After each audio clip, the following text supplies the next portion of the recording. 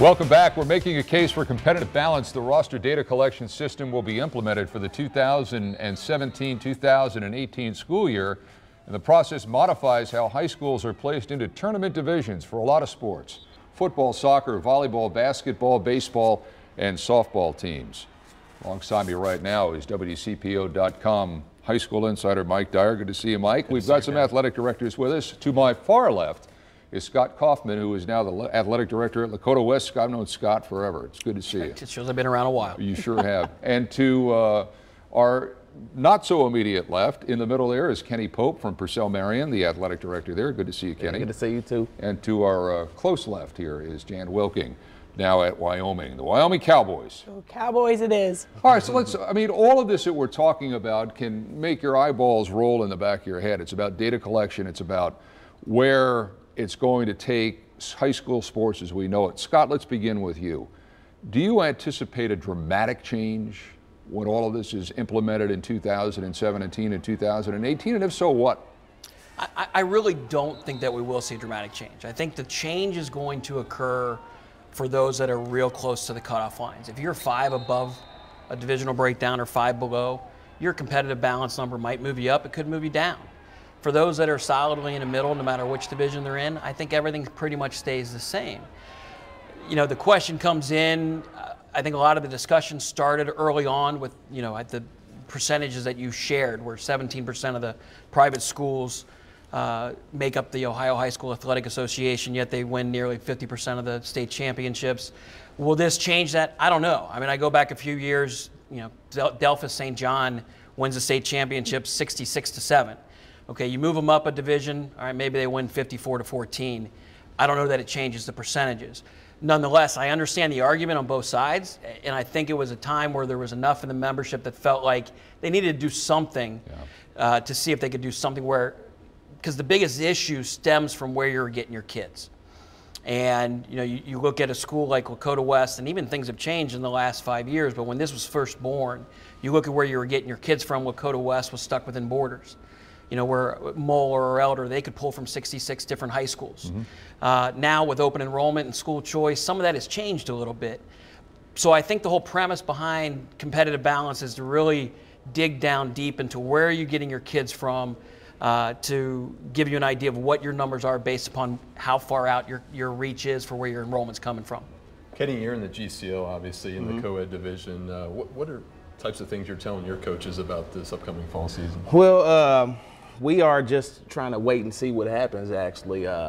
For a small school, like as you said earlier, it only affects the bigger schools. So for a school like Purcell Marion, with only like 390 kids, where we fall is important for football, and then for our other divisions. We pull from 30+ middle schools, and trying to bring that down to 5 schools and then hurt kids because they choose Purcell Marion because they may be out of the thing is something that we're dealing with, and something that we really don't like about the whole process. One kid can actually count for like 10, throughout the course of the year, but it's still only one kid in the building. And moving us up could be, some potential issues over time. You can only go up one division next year, but the year after that, you can move up another division, and then, up and up and up from there. So it'll be interesting to see.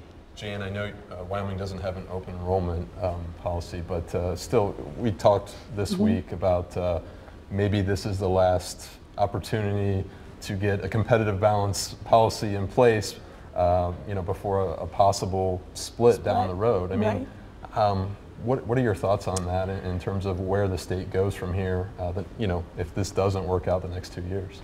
Well, as you said, Wyoming, it impacts very little. We're 2.8 miles. Our kids are our kids. We're right in the middle of our Division IV football and Division II and other sports. So we are where we are.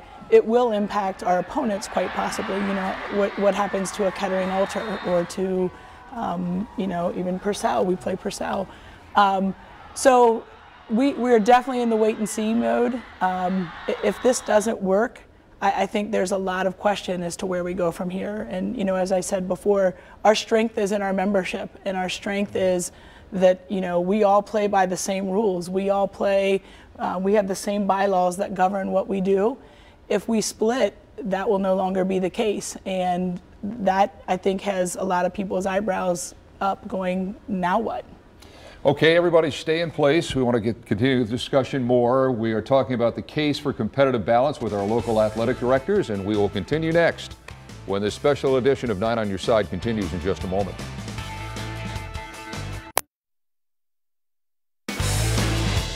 Welcome back to 9 on Your Side. It's the case for competitive balance. The landscape of football, all sports really, is changing here in the state of Ohio over the next, I guess, 18 to 24 months, Mike. It could change dramatically. It may not. But I think the point here, certain schools it will.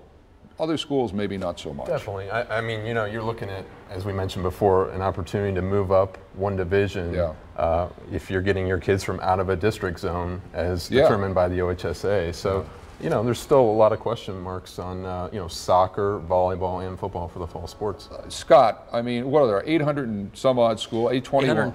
802 or 805, yeah. Okay, so I mean, it's kind of like herding cats, isn't it? I mean, you're not going to get everybody happy or in the same place on this thing, but if it works for the majority, then it works. It's kind of like democracy in action, right? Yeah, I think so. I mean, at the end of the day, I think what they're trying to accomplish is the aspects of being able to identify where the kids are coming from. Outside of that, you know, it's like I tell my coaches, you just got to get better. You got to be able to compete. And it's tough. I mean, I understand this is totally separate from the Division I issue. We get that.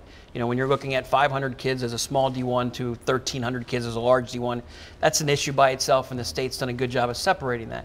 But when you look at the issues that they're dealing with, when you can pull from 66 school districts versus being landlocked or having open enrollment, I think the things that they're trying to do to pull it in and say, okay, where are you getting your kids from, and that's going to infect your overall enrollment, it's probably as close as you're going to get to evening up as best you can. Yeah, I think it's a fascinating study, and just how, and Ross is the guy in the middle of it, and he's kind of like leading all this, and somebody's, you know, he's going to be the good guy and the bad guy here, but it's something I think that need to be addressed.